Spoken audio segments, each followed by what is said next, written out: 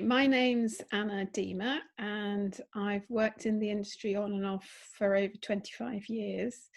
So I started when I was 27, working in theatre, and then quickly moved into television and film. And then I had a bit of a break and went back to working on gallery projects and doing a bit of teaching. And I've just started going back into the industry recently. So the project that I'm working on, we start back next week, is a TV drama, so high-end TV drama. Nice. It's quite a similar sort of working process to film, really. It's just longer. So this current job is set decorator. My daily, it's arriving at the office at 7:30 and starting to sort of gather the props, the set dressing for each of the sets. So starting off with a script breakdown and dressing lists, and working really closely with the designer to make sure that I get the right furniture and bits and bobs for all the sets. When I first started, I trained originally in fine art, and I always thought I would be a painter. And then I sort of, almost by accident, started working in theatre and absolutely loved the teamwork. But I'm not a massive theatre goer, but I love films. And a friend of mine said to me that she thought I'd really suit working in a television drama sort of environment, which she'd had experience of. This was quite a long time ago. There were no set design courses at the time in design for film, and I didn't even know it was a job. So I wrote to the BBC, and I must have sent them about 10 or 12 letters and CVs just saying, please employ me as an art department assistant. So I was very lucky. I got one of the last traineeships at the BBC when I was about 27. And as soon as I walked into the art department there, I just thought, this is where I want to be. It was something about the atmosphere of being with people doing all those different jobs that are practical but artistic as well, and the mix of all the different things like reading scripts and research and model making. And so I didn't really set out to work in film. If I sort of think about me when I was at college, I didn't even know the job existed. But as soon as I'd started, I absolutely loved it. I felt this is the right job, right world to be in. It works from the top down. So if you've got a nice designer heading up the department, then the team's going to be nice, generally speaking. And if you're not nice, you just don't get the work. So my experience is that art departments have been really nice, and people sort of get your back and look after you. And there are some difficult characters around in the rest of the crew outside the art department, but as long as you've got a good solid department and everyone's working together, it's yeah. Very first job was as a trainee, so I was at the drawing board in the art department, just drawing up all for about 2-3 weeks. And I didn't have any preconceptions of what the job was. So I didn't really, because I arrived with no preconceptions, it wasn't so, I wasn't surprised by what I had to do. I was just sort of had my eyes open and did whatever was needed. I did find that because I worked with a lot of designers in a short space of time, and every designer I worked with had a very different way of working. So each job was different. And I think that's one thing that's worth bearing in mind as a student leaving college, that you just don't know what you're going to be doing until depends what your designer, what your team.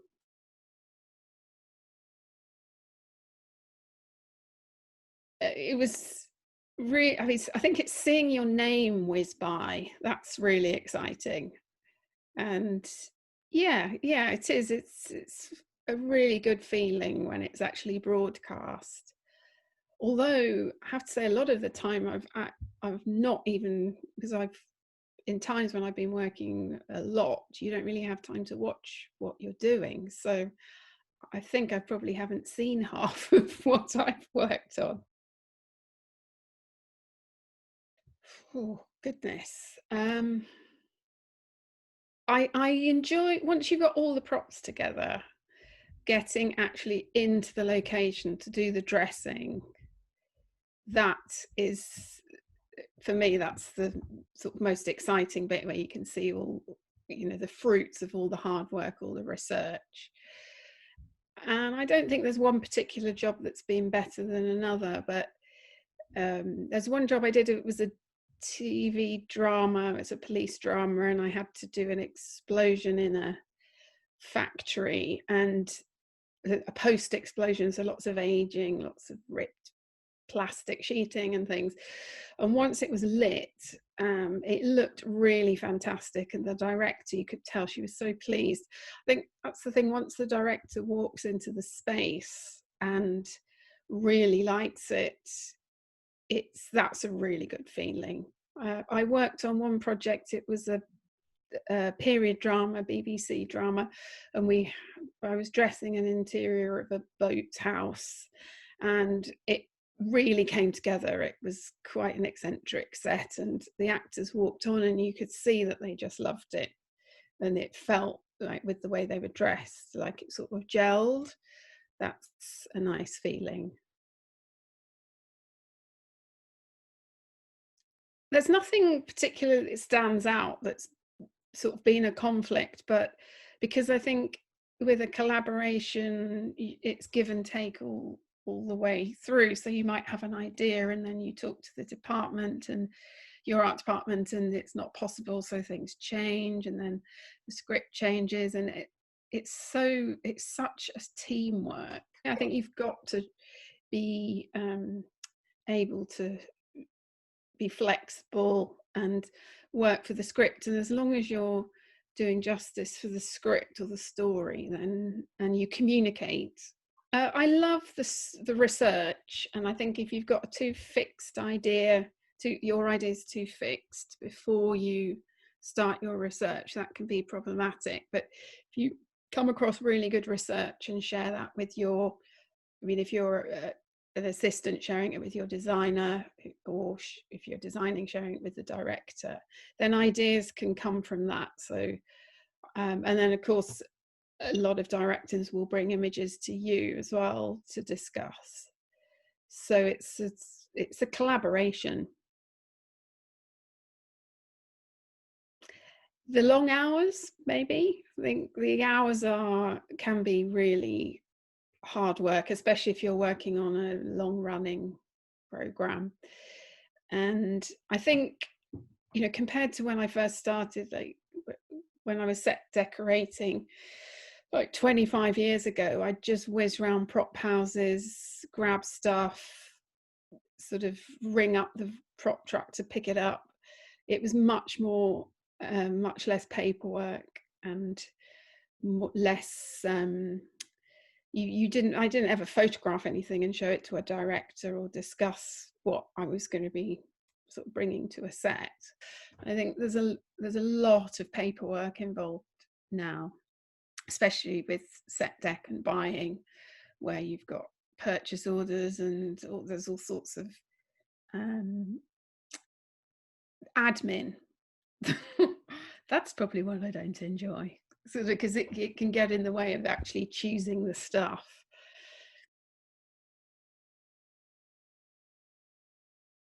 It's already had a massive impact, and we know that we've got 3 COVID officers, so all productions will have a specialised officer, and they'll be in charge of making sure that all the signage and everything's right throughout the production, and we'll be tested twice a week. So in pre-production, and people working off set are going to be tested twice a week, and then the on-set crew will be tested every day.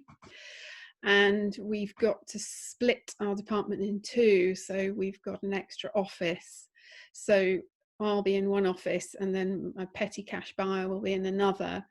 And then the art director will be in one office, and then the assistant art director in another. So if one or other of us test positive, then half the department has to shut and the other half will take over. We'll have to be communicating really efficiently. But we have a Google Drive that contains all our sort of dressing lists, and as long as you've got really good communication, it shouldn't be too bad. But we have to get all the props in, I think 72 hours before, so they can be quarantined and sterilised.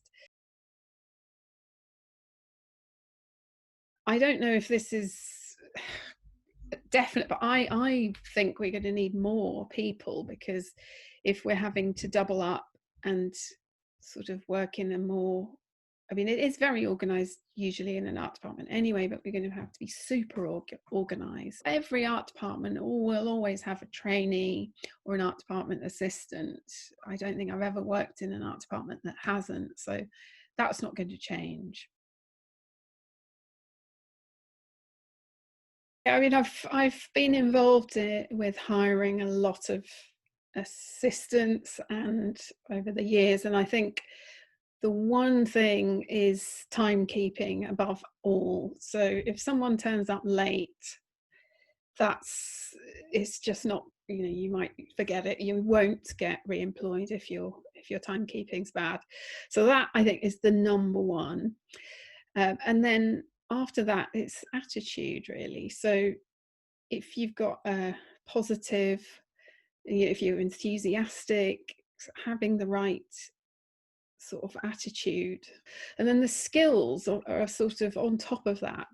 Obviously, if someone comes along with really good digital skills and lots of experience, that's great. But if they're sort of sulky and turning up late, they're not going to be employed. So that comes second. Being curious about things, so being interested in people, the way they do things, architecture, history, colour, all the curiosity. Initiative is very important. Yeah. So and also, if you don't know what to do, ask. People are generally really, like I've said earlier, really supportive. And if you don't know what to do, then you just ask somebody. I think one thing that's also important, because I'm naturally quite a shy person, and I always thought that it would be, when I first started working in television, that there are lots of really sort of wacky, confident people. And I thought, oh, I'm just not going to be able to fit into this necessarily, or that I was very sort of aware that I was not that type of person. But if you're hardworking, you've got a good eye, and you get stuck in, and you people respect you for that, you don't need to be a sort of wacky, loud person. That, I think, just be natural, but work hard, and then that's what gets you on. And I think you can tell a lot about personality as well from a portfolio. So even if you've not met that person, you can see if someone's sort of organised and got clear ideas and things like that from work, and what their style might be. But I would want to see good, clear tech drawing in whatever program, or hand drawing. The designer I'm working with at the moment won't take anyone who can't draw hand drawing, so sketching. She wants everyone to be able to, even if it's sort of a little scribble on the back of an envelope, to be able to draw by hand. I'd want to see, knowledge of scale, good wide range of digital programs, so Photoshop and some illustration and SketchUp. Not too much of the same sort of thing. So whatever skills you have, I'd say select your best one or two of those examples and put them together really cleanly. If you're sending stuff out to designers for work or art directors for work, you want to send something that's really short and clean, shows your skills clearly.